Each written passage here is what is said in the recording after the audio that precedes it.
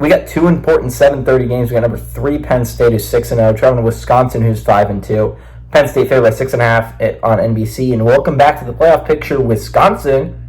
We missed you guys. Drew Aller's gone 103 at 146, and for 1,492 yards, 11 touchdowns, 4 interceptions. Nicholas Singleton has had 63 carries for 434 yards and 3 touchdowns, and Tyler Warren has had 40 carries for 313 yards and 4 touchdowns. Braden Locke has gone 80 at 135, thrown for 1,064 yards, 7 touchdowns, 5 interceptions. Tawee Walker has had 104 carries for 565 yards and 9 touchdowns, and Vinny Anthony II has had 13 catches for 314 yards and 2 touchdowns. Penn State's 11-9 against Wisconsin all time. Last 5 games have gone to Penn State from 2012 to 2021, and James Franklin is 3-0 against Wisconsin during his tenure here at Penn State.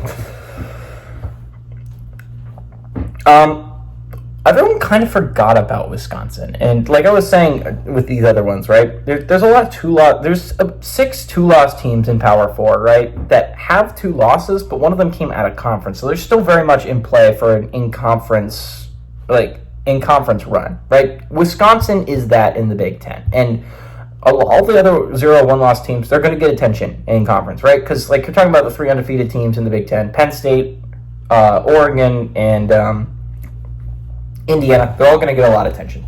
They're all playing some tremendous football, right?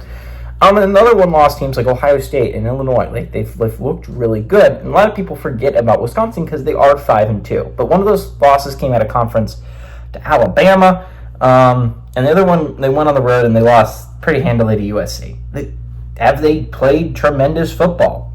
No, but recently they've been playing pretty solid football.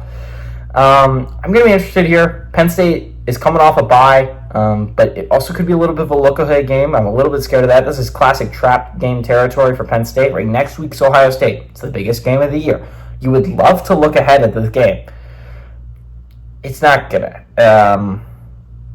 God, I hope it's not gonna happen. I hope Penn State locks in.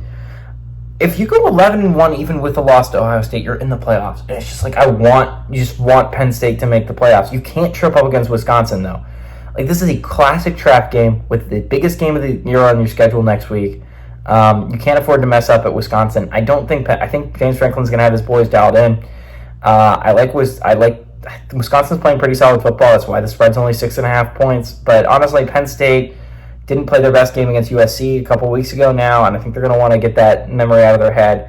I like Penn State to go on the road and cover.